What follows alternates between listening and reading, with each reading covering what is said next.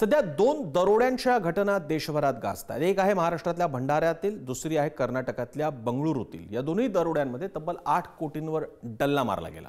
बघूयात का विशेष आहेत, का चर्चित आहेत हे दोन्ही दरोडे।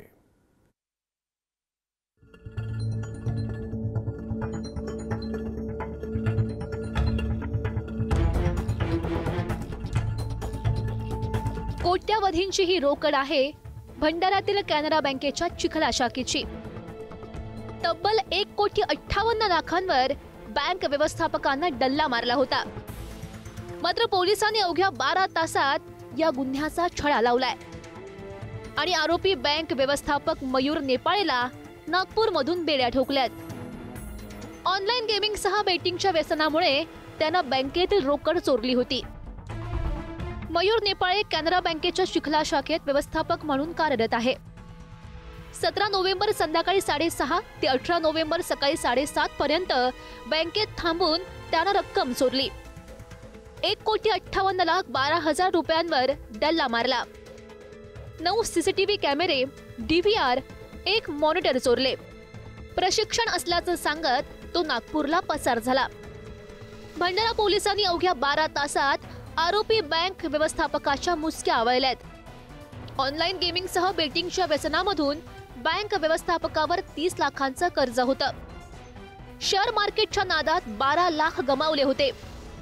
सुमारे 80 लाखांचं कर्ज डोक्यावर असल्यानं चोरीचा मार्ग त्यानं पत्करला। आरोपीकडून 1,07,00,000चा मुद्देमाल जप्त करण्यात आलाय।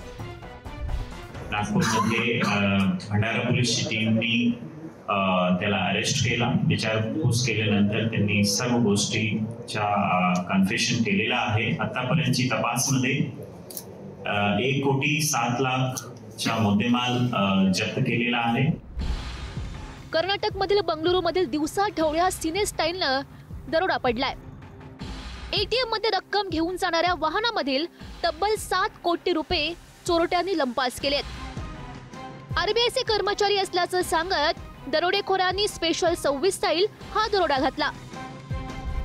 विविध ATM मध्ये सुमारे 7 कोटी रुपये भरण्यासाठी वाहन निघालं होतं। शहरामधील एका भागात एका वाहनातून दुसऱ्या वाहनांमध्ये ATMचे पैसे शिफ्ट केले जात होते। गव्हर्नमेंट ऑफ इंडिया असे स्टिकर लावलेल्या कारमधून दरोडेखोर आले। RBI कर्मचारी असल्याचं सांगत दरोडेखोरांनी सुरक्षा रक्षक कर्मचाऱ्यांना गाडीतून उतरवलं।